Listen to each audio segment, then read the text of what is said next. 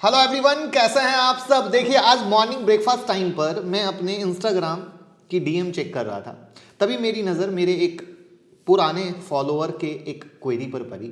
एक ऐसी क्वेरी जो शायद सिर्फ उनकी नहीं, आप सब लोगों की हो। ये क्वेरी एक क्वेरी नहीं है, बल्कि एक प्रॉब्लम है जो सारे इन्वेस्टर फेस करते हैं आज की डेट में। तो क्या है प्रॉब्लम, और क्या बजट 2022 में इस प्रॉब्लम का सॉल्यूशन हो पाएगा या नहीं, जानेंगे इस वीडियो में। और आज का मेन टॉपिक इससे रिलेटेड है कि मैं क्या चाहता हूं इस बजट से, मेरी क्या उम्मीदें हैं, उसको रीजन के साथ बताऊंगा, और वो आप सबकी भी चाहत होगी। तो मैं मुकुल अग्रवाल आपका आप ही के यूट्यूब चैनल में स्वागत करता हूं। जो भी नए लोग चैनल को सब्सक्राइब करें, बेल आइकॉन हिट करें, नोटिफिकेशन ऑन करना बिल्कुल ना भूलें, जिससे जब मैं लाइव आता हूं, वीडियो अपलोड होती है तो आपके पास नोटिफिकेशन आएगा और कोई भी वीडियो मिस नहीं होगी। रात के 8:30 बजे का शो कभी मिस ना करें, जहां देते हैं कुछ ट्रेड आप कमा सकें। और स्टॉक मार्केट की किसी भी ब्रेकिंग न्यूज के लिए ट्विटर और टेलीग्राम से जुड़ जाए। आप लोगों की डिमांड पर टेलीग्राम में 5 बुक अभी तक डाली जा चुकी है, तो टेलीग्राम को जरूर ज्वाइन कर लीजिए। टाइम टू टाइम हम उसमें टेक्निकल और फंडामेंटल एनालिसिस की बुक डालते रहेंगे, हिंदी और इंग्लिश दोनों, क्योंकि अभी तक हमने हिंदी और इंग्लिश दोनों डाली है, आगे भी डालेंगे। तो टेलीग्राम का लिंक डिस्क्रिप्शन में है, सिर्फ डिस्क्रिप्शन वाले लिंक से ही ज्वाइन कीजिएगा, वरना किसी भी फर्जीवाड़े का शिकार हो सकते हैं।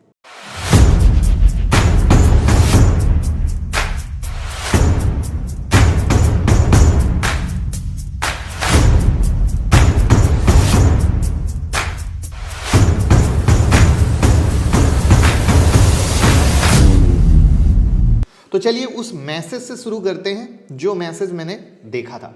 उस मैसेज में लिखा था, हेलो सर, नमस्ते, मैं मयंक रावत मुंबई का रहने वाला हूं और स्टॉक मार्केट से 1 साल में 4 लाख कमाए, लेकिन जब मैंने अपना अकाउंट देखा तो उसमें सिर्फ 3.60 लाख ही आए थे। ऐसे ही चीज आप में से काफी लोगों के साथ हुई होगी। आखिर मयंक 40,000 रुपए किस वजह से उनके कट हुए, पहले इसको जानते हैं। तो मयंक के 40,000 रुपए इसलिए कट हुए क्योंकि उसे अपनी कमाई पर एसटीटी, सिक्योरिटी ट्रांजैक्शन टैक्स, और long term capital gain tax यानी एलटीसीजी देना पड़ा।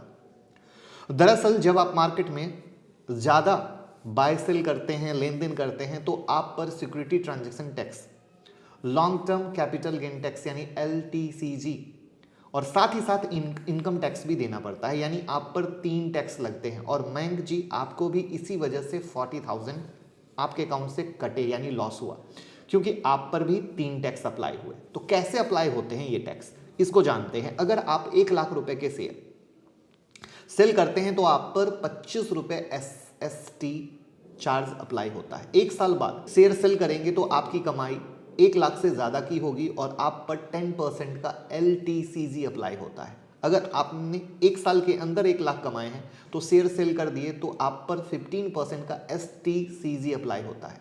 इसके अलावा टोटल इनकम पर भी इनकम टैक्स अप्लाई होता है। तो चलिए इन टैक्स को मयंक जी की 4 लाख की कमाई पर अप्लाई करते हैं और देखते हैं कैसे ये पैसे कट हुए। तो मयंक जी के 4 लाख की कमाई वाले शेयर बेचते ही एसटीटी के 100 रुपीज कट गए। इसके अलावा मयंक जी ने 1 साल पूरे होने के बाद 4 लाख के शेयर बेचे, उस पर एलटीसीजी टैक्स 10% लगा, 40,000 कट गए। ये तो हो गई शेयर मार्केट की बात। अब स्टॉक मार्केट के बाहर मयंक जी ने 3 लाख रुपए दूसरे जरिए से कमाए। इस तरह उनकी टोटल इनकम 3 लाख और ये plus 4 lakh, share market total 7 lakh.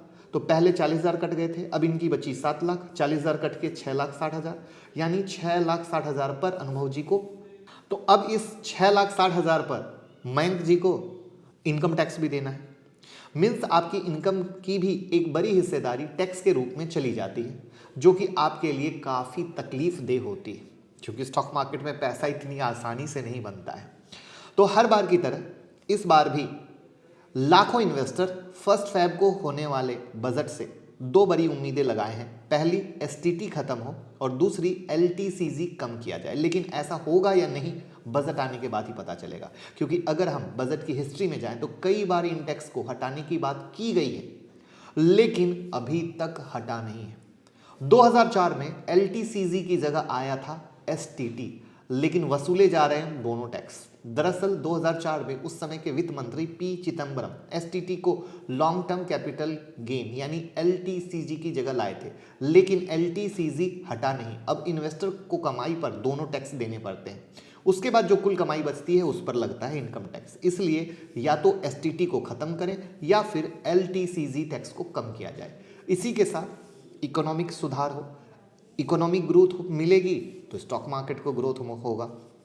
मैं एज द इन्वेस्टर इस बजट में डिमांड करता हूं कि पहला एसटीटी खत्म हो और दूसरा एलटीसीजी कम किया जाए। उम्मीद करता हूं आप भी यही उम्मीद करते होंगे, तो कमेंट बॉक्स में ज़रूर बताइएगा। और ट्विटर पे भी एक मुहिम चलाऊंगा, वहां पर पोस्ट रीट्वीट कीजिए, कमेंट में अपनी बात रखाइए और एफएम को टैग कीजिए। तो फटाफट ट्विटर का लिंक डिस्क्रिप्शन में है जहां पे ये करना है और इस मुहिम को चलाना है। इसके अलावा मैं चाहता हूं फाइनेंशियल लिटरेसी को बढ़ाना है और 5th क्लास से ही ये मुहिम चलाई जाए जहां पे फाइनेंस के एजुकेशन को बढ़ावा दिया जाए, लोग एजुकेशन की वैल्यू को समझ सकें, इन्वेस्टमेंट की वैल्यू को समझ सकें। ये हमारा इंडिया के ग्रोथ के लिए बहुत मास्टर स्ट्रोक होगा और बहुत बड़ी भूमिका निभाएगा। तो ये मेरी दूसरी दिली ख्वाहिश है। कोविड पेंडेमिक के दौरान लगभग 1,42,00,000 लोग मार्केट में आए और इन सभी लोगों ने स्टॉक मार्केट में पैसा कमाने के लिए सेकंड अर्निंग के तौर पे चुना। लेकिन पैसा मार्केट में बनेगा तभी जब फ्लो अच्छा हो, फॉरेन इन्वेस्टर यहाँ पैसा डालेंगे तब। तो मेरे हिसाब से फॉरेन इन्वेस्टर को अट्रैक्ट करने के लिए गवर्नमेंट को इस बजट में केवाईसी नॉर्म्स और अदर रिस्ट्रिक्शन को कम करना चाहिए, जिससे एफआईआई इजिली मार्केट में एंट्री मार सके। उसके बाद नेक्स्ट है एटीसी की लिमिट को इंक्रीज करना, जिससे फोकस हो सके इन्वेस्टमेंट की तरफ। तो ये वो चीज़ें हैं जिसकी मेरी डिमांड है कि इस बजट में ऐसा हो एंड आई होप आपकी भी डिमांड होगी। अब बात करते हैं बजट पेश होने और उसके बाद के दिनों के बाजार के जोखिम पर। इस साल भी बजट से पहले पॉजिटिव और निगेटिव फैक्टर मार्केट में थे, कुछ पॉजिटिव कुछ निगेटिव। निगेटिव बात करें तो कोविड की तीसरी वेव, अमेरिका में ब्याज दर बढ़ने के संकेत, महंगाई डाइन खाए जात है 6% से ऊपर, एफआईआई लगातार पैसा निकाल रहे थे, रसिया यूक्रेन का मामला। और ये हिस्ट्री बताती है कि बजट से पहले मार्केट में गिरावट होती है और इस साल भी वही हुआ कि मार्केट में गिरावट आपने ज़बरदस्त देखी और ज़बरदस्त पैनिक सेलिंग देखी, जहां पर लोग जो नए थे वो समझ ही नहीं पाए कि ये क्या हो रहा है। तो वहां पर ये हिस्ट्री बताती है कि मैक्सिमम टाइम बजट से पहले मार्केट गिरता है। अब बहाने कोई भी हो, बहाने मिल गए। यहां पर एक और इंटरेस्टिंग फैक्ट बताता हूं जो अक्सर देखा गया है कि बजट के पहले मार्केट गिरता है तो बजट के बाद ऊपर जाता है।